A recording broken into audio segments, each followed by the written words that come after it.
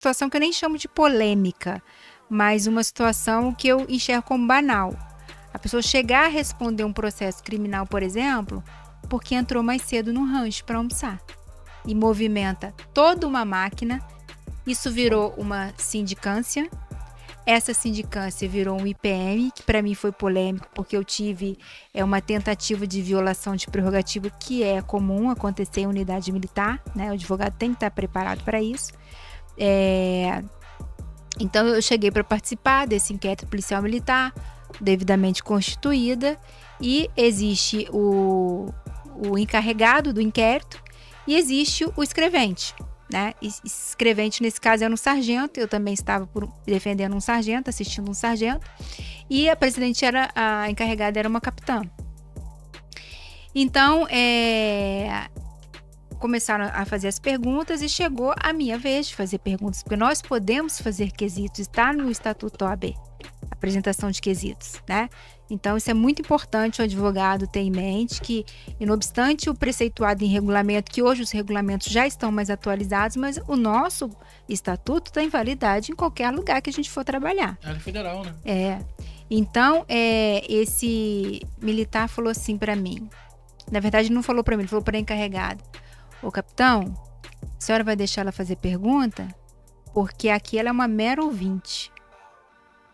Ela não pode falar nada.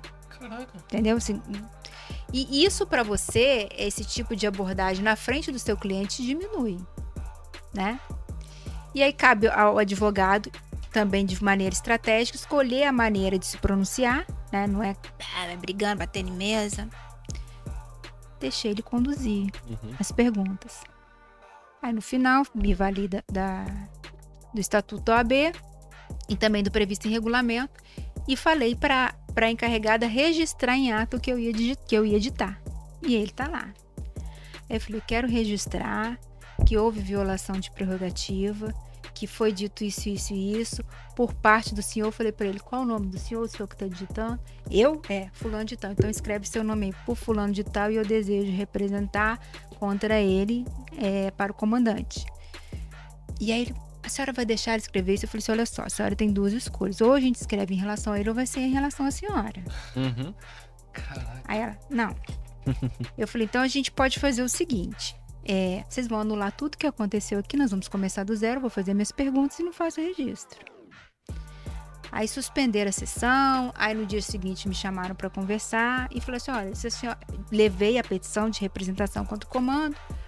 Então a senhora não representa contra ele, que nós vamos repetir o ato. Eu falei: tudo bem, mas ele é escrivão, ele vai escrever, ele não vai, eu não vou ouvir a voz dele aqui dentro enquanto eu estiver trabalhando, entendeu? Então assim, são situações extremas que às vezes a gente precisa chegar, né?